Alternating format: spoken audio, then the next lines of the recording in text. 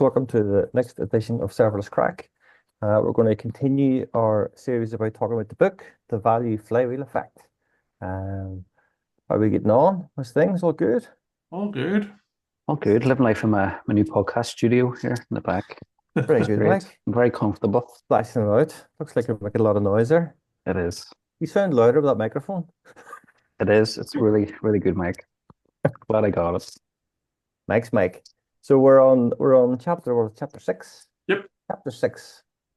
Obsess over time to value. So we're kind of doing we're talking through each of these chapters, which is good stuff. And we're currently in the sort of the clarity of purpose section, which is the first phase of the flywheel. And so we had this thing we I think we talked about for a long time over time to value. And I remember it was probably Adrian Cockcroft was one of the first people I think we heard saying this. He used to always say, remember people used to always say time to market. He used to say, no, time to value. Yep. And actually, I think it probably was around 10 years ago when I think this started to become a thing. And I think that's around the time that innovation gets very popular. And another phrase I used to always like was the one about innovation theater. Yep. You know, like, ta-da, we're being innovative. And it's like, what are you delivering? Doesn't matter, we're being innovative. Yeah. Lots of innovation labs and stuff, which are not a bad thing, but they have to follow through with delivery. Yeah, it was almost like the field of dreams, build it and they will come without any understanding of who the users were or what their needs that you were actually innovating for, right? Yeah. And I think there's a massive inertia thing there because it's one thing having the technology sort of foundation to deliver quickly, but you need to have the organizational structure to Yep. deliver quickly. And now as I reflect on it, you can almost see that there would have been some companies that set up an innovation lab without the technology foundation. So they actually couldn't deliver things quickly because everything was getting in their way. And I think if you do the two of those together, the high performing teams delivering quickly, and then the innovation lab to make the organization think differently, like you can really go fast. Absolutely. Yeah. I think we made the point in the book, like it's like Amazon is not an innovation company. It's a high performing technology business. And whatever they decide is valuable, they just go at it and it happens, you know? Yeah. I think there's, No, there's something about how quickly can you get something valuable into the hands of real users and then iterate and just learn and iterate again and learn. It's just you can work miracles if you have that feedback loop. Yeah. And I think at time to value, it's almost like goes right back to like the original sort of XP or agile values, what, 20, 30 years ago around get something in the hands of the user, see if Yep. they like it, do something else, you know? yeah. Yeah. I mean that section of the book, The Rate of Turn, Mm. it's kind of like it kind of does, you can speak to it in the context of the book, like decision making. So how, we talk about like how does a company respond to threats, but also react to opportunities and be in a good position to, capitalize, respond to a threat, react to an opportunity. Are the teams empowered enough Yep. to make a decision and try something out or go down a certain direction? And a lot of that we kind of talked about like a rate of turn, so if a company wanted to like, go down a different direction, how long does it take to do that? What is the sort of friction that companies encounter when they do try and do those sorts of things?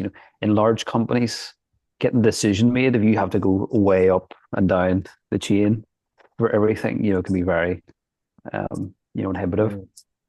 So again, having that notion and helping, companies think about that, how long does it take for us to kind of change direction or, get something out or respond to certain things? I think that can be a certain measure around, well, how nimble are we? Are we a high performing technology organization, or are we slow and Yeah.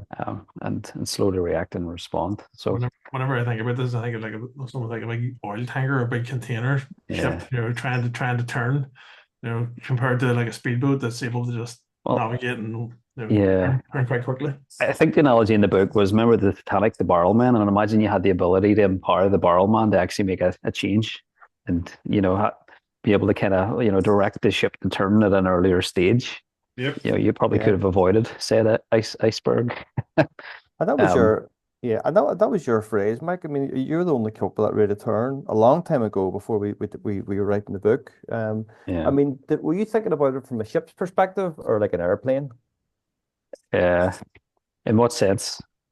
Because I think I remember one time talking to you, oh, way before the book, and you were said about different planes of different rates of turn. You know what I mean? Like a small plane there's like some kind of metric. A larger plane, like it's the turning circle. Do you know what I mean? Yeah. Yeah. Remember you used to talk No, about that? yeah, no, I think a lot of time I spent a lot of time in enterprises, and it was just like trying to get actual decisions made in large enterprises, that maybe weren't set up for kind of small, nimble, kind of empowered groups to kind of enact it. It was like RDA. It's almost like you gotta turn the Titanic to kind of get things certain made.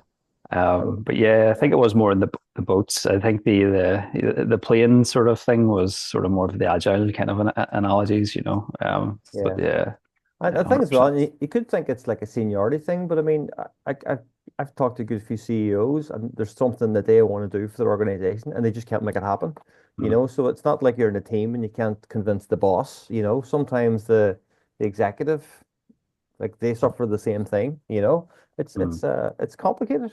Yeah, and mm. if you're making any sort of change, having good situational awareness will help make that change actually happen. Who are the key stakeholders? Where are your inertia barriers? Who's going to help you or who's going to hinder you? Knowing that Yeah. stuff, before you make a change can really help you avoid some of the slowdowns that we all face when we're trying to make changes in big organizations. Well, I think the other factor here is when we talk about like long-term value and next best actions and things like that, and a large part of it's having those sort of developer enabling capabilities, and maybe investing a wee bit in the shape of your architecture, making architecture a wee bit more nimble. So organizations who are kind of on that path over time will, no doubt increase their rate of turn as they go because it's easier to kind of navigate and make changes in those sorts of setups, right?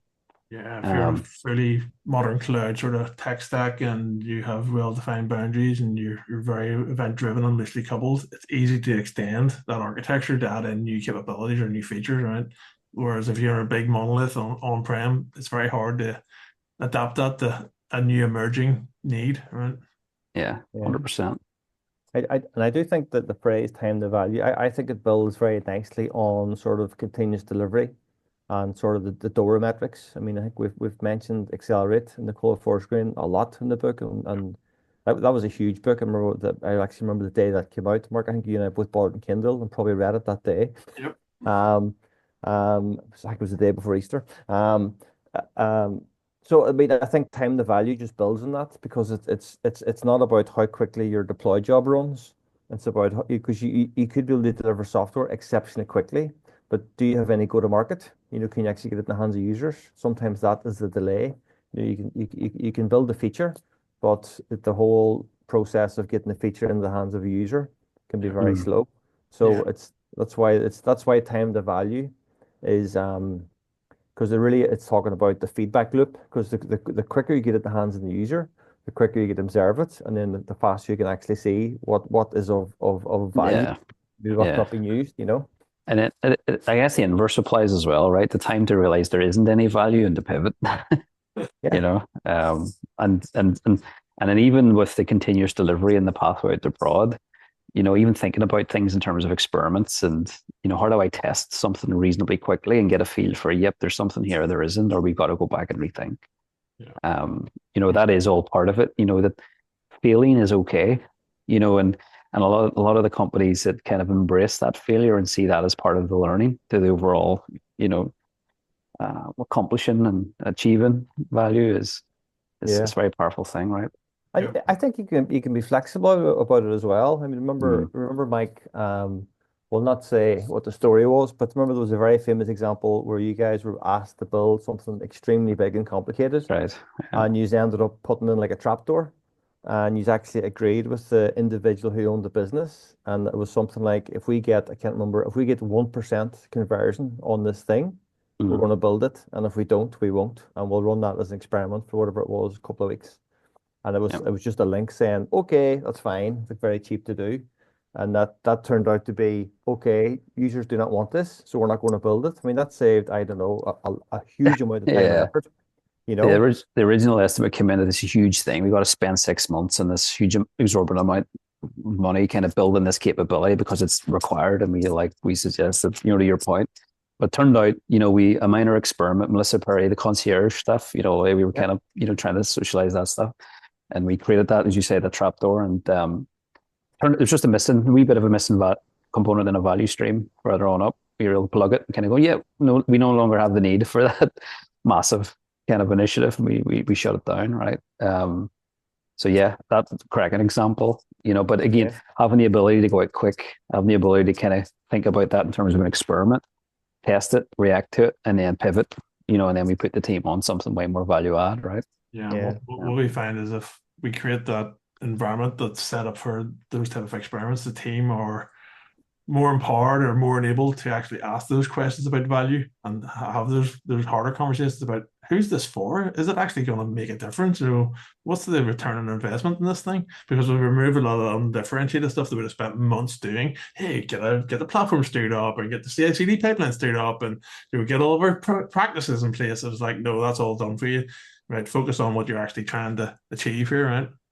Yeah. I mean, and even today it's relevant, like when you think about like large disruptors, say like as Gen AI and and how organizations are responding, and I think a lot of them are probably finding, oh shit, how do we react to this? What do we need to do to kind of steer the organization onto where we want it to be, type thing. That's where a lot of stuff becomes relevant, right? Yeah, it's interesting. Yeah. So that's kind of the section. That's almost the whole section of clarity of purpose. We had the clarity of purpose, the idea of it, the North Star, and then time to value. I think time to value is brilliant because some companies don't know what the clarity of purpose is, and kind of wandering around. Other companies are extremely clear on the clarity of purpose, and then even the point that we can't shift from it. Sometimes the second product scenario is really difficult. When you try and Jeff Moore has the escape philosophy, when you try and break into a new category, that's really difficult to try and, so it's the time to value thing. I think it works if you're really fixed, what you're doing, and also maybe you want to break into something else. But the whole thing is underpinned by the ability high performing teams to learn quickly. That's your foundation. And then that's where the whole thing about combining your business technology strategy works, where you're saying, how do you get the organization, to pivot, to do the second part, the hard second product, like the second album. So it's interesting stuff. But that's the crack anyway. I think we'll leave it at that. So we'll keep going. I think that's the last. There's another chapter. I think chapter 7, which is about it's the map the market. Maybe we might do that. We'll see what the crack is. But so we'll call it there for now. Have a wee look at the Serverless Age on Twitter, and have a look at the serverlessage.com website, and give us a like on YouTube. Thank you very much. Thanks, everyone. Bye, everyone. Cheers.